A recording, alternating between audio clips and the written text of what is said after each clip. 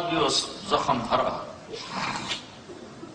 آپ سے پوچھا گیا یا رسول اللہ قیامت کب آئے گی؟ اللہ کو پتہ کب آئے گی، تو یا رسول اللہ کو نشانی تو بتا دیں۔ آپ نے فرمایا جب ماؤں کو ذلیل کیا جائے گا تو قیامت آ جائے گی، جب اولادیں اور خاص طور پر بیٹیاں بھی اپنی ماؤں کو ذلیل کریں گی تو اللہ قیامت قائم کر دے۔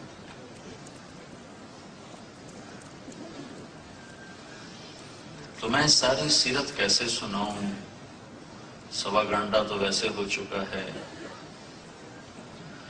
ہاں ایک دکھ درد لے لو تو میں سمجھوں گا کہ میرا پیغام پہنچ گیا۔ اپنی زندگی بدلنے کے فیصلے کرو، نہ جانے بلا لے پیا کس گھڑی، تو کیا کیا کرے گی ہری دن کے دن، پتہ نہیں کب بلاوا آیا۔ اور وہاں ایک ہی سکہ چلتا ہے، محمد رسول اللہ ہے۔ سید قریشی نہیں چلتا، وہاں شاہ جی نہیں چلتا، قریشی صاحب نہیں چلتا، ڈاکٹر صاحب نہیں چلتا، وہاں اور پہچان ہے۔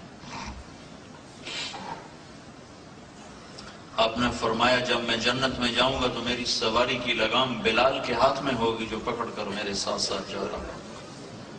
بلال تو عرب نہیں ہے، قریشی نہیں ہے، سید نہیں ہے، شاہ جی نہیں ہے، غلام زیادہ ہے، غلام ہے، لیکن وہ میری سواری کی لگام بلال کے ہاتھ میں ہوگی جو پکڑ کے میرے ساتھ ساتھ جنت میں داخل ہوگا۔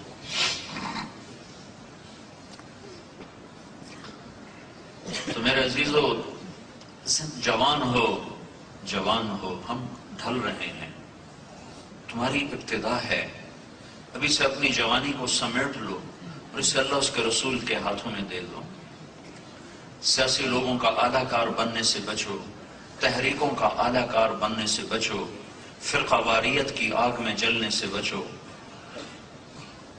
امت بن کے چلو، امت بن کے چلو، امت بن کے چلو۔ اللہ کے رسول نے اس امت پر صرف آنسو نہیں بہائے، خون بہایا ہے، اپنی اولاد کو ذبح کروایا ہے، اپنے گھرانے کو بیٹیوں کا دکھ مار دیتا ہے، اور حرم کے اندر عتبہ نے آ کر، ابو لہب کے بیٹے نے، حضرت رقیہ اور ام کلثوم دونوں کا نکاح ہو چکا تھا ابو لہب کے بیٹوں سے، اور ابھی رخصتی باقی تھی کہ آپ نے نبوت کا اعلان فرمایا۔ اس نے بکواس کی، اللہ نے جواب دیا تبت یدا ابی لہب وتب، تو اس نے کہا جاؤ محمد کی بیٹیوں کو طلاق دے دو ورنہ تم میرے گھر میں نہیں آ سکتے۔ تو عتبہ نے آ کر اللہ کے نبی صلی اللہ تعالی علیہ وسلم حرم میں اندر بیٹھے تھے، اگر یہاں سے گریبان پکڑ یوں جھٹکا دیا، آپ کا گریبان پھٹ گیا، کہ تیری بیٹیوں کو طلاق ہے۔ طائف کے پتھر کھائے اور اف نہیں کی، اوہ نہیں کی، اور ان کے لیے جب فرشتے نے کہا کہ ان کو پیس دوں تو کہا نہیں، اللہ ان کی نسل سے ایمان والے نکالے گا۔ طائف کے پتھروں سے بد دعا نہیں نکلی، لیکن بیٹی کی طلاق نے ایسا دکھ پہنچایا کہ آپ نے کہا میں اللہ سے مانگتا ہوں کہ تیرے اوپر کوئی کتا چھوڑ دے۔ اپنے گھر کو سرما بنایا ہے۔ عتبہ گیا تجارت کے لیے شام، تو شیر نے اس کو پکڑا اور اس کی بوٹی بوٹی کر کے پھینک دی۔ تو میرے عزیزو، آپ جوان ہو، اپنی منزل 2 چیزیں بناؤ، اللہ اس کے رسول کو راضی کر اور ایک صحیح علم حاصل کر، تیسرے کام سے نکل جاؤ۔ اپنے اخلاق بناؤ، اپنے کردار کو بناؤ۔ حضرت محمد صلی اللہ علیہ وسلم ہمیں زندگی دے کر گئے، زندگی، اللہ کی قسم ایک ہی ہستی ہے جس کی ہر ادا محفوظ ہے، ہر ادا اس کی نقل اتارتے جاؤ۔ میرے نبی جب غمگین ہوتے تھے تو یوں بیٹھا کرتے تھے۔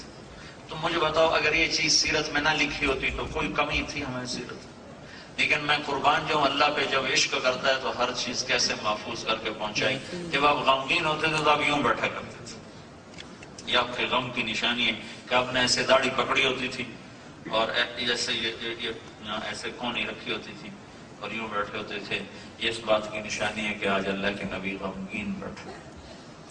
جب آپ کو غصہ آتا تھا تو اظہار تو ہوتا نہیں تھا، تو یہاں ایک رگ تھی جو ایسے ایسے پھڑکتی تھی، یہ اس بات کی نشانی ہوتی تھی کہ آج اللہ کے نبی ناراض بیٹھے۔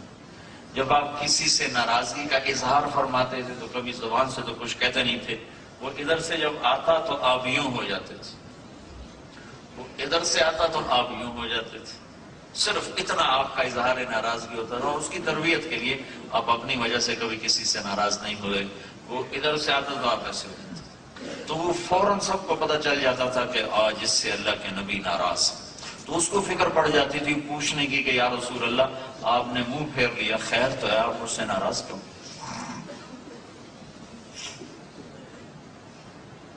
ابو ہریرہ جہاد میں جانے لگے، ماں نے روکا کہ میں اکیلی ہوں، مجھے چھوڑ کے نہ جا، کہا نہیں، اللہ کے نبی نے کہا میں نے جانا ہے۔ ایک واقعہ اس پہ سنا رہا ہوں، یاد ہے، تو انہوں نے کہا بیٹا میں تجھے اپنے دودھ کا واسطہ دیتی ہوں جو میں نے تمہیں پلایا، مجھے چھوڑ کے نہ جا، میں اکیلی ہوں۔ انہوں نے کہا نہیں، اللہ کے نبی نے کہا میں نے جانا ہے، تو ہتھیار سجائے اور چل پڑے۔ تو ان کی ماں نے اللہ کے نبی کو پیغام بھیجا کہ یا رسول اللہ میں نے ابو ہریرہ کو دودھ کا واسطہ دیا، یہ پھر بھی نہیں مانا اور یہ جہاد کے لیے جا رہا ہے۔ تو ابو ہریرہ ہتھیار سجا کر مسجد میں آئے، بڑے جوش میں کہ اللہ کے نبی خوش ہوں گے، آپ نے دیکھتے یوں کر لیا، تو جو یوں کیا ان کو پڑھوئے، یہ کیا ہو گیا؟ میں تو سوچ رہا تھا اللہ کے نبی کہیں گے مرحبا مرحبا، کہا نہیں، تو بھاگ کے ادھر سے کیا ہوا کیا ہوا؟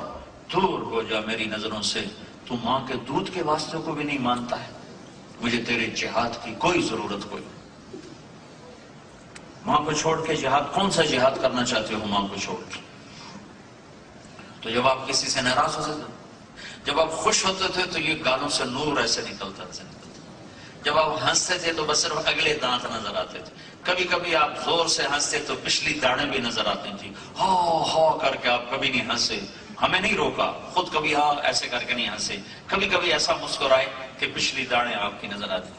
جب آپ مجلس میں بیٹھتے تھے تو یہ حرکت آپ کی بے ساختہ حرکت تھی، یہ ہتھیلی، یہ انگوٹھا، یہ ہتھیلی، یہ انگوٹھا، اور اس کو ایسے آپس میں آپ ٹکراتے رہتے تھے۔ یہ مجلس میں آپ چوکڑی مار کے بیٹھتے تھے، ہمیشہ چوکڑی مار کے بیٹھتے اور یوں کرتے رہتے تھے، گفتگو بھی ہو رہی اور یہ ایسے ایسے بھی ہو رہا، اور کبھی محفل میں اپنے پاؤں نہیں پھیلائے، کسی کو انگلی کا اشارہ نہیں کیا، جب کسی کو اشارہ کیا تو پورے ہاتھ کا عزت کے ساتھ اشارہ کیا۔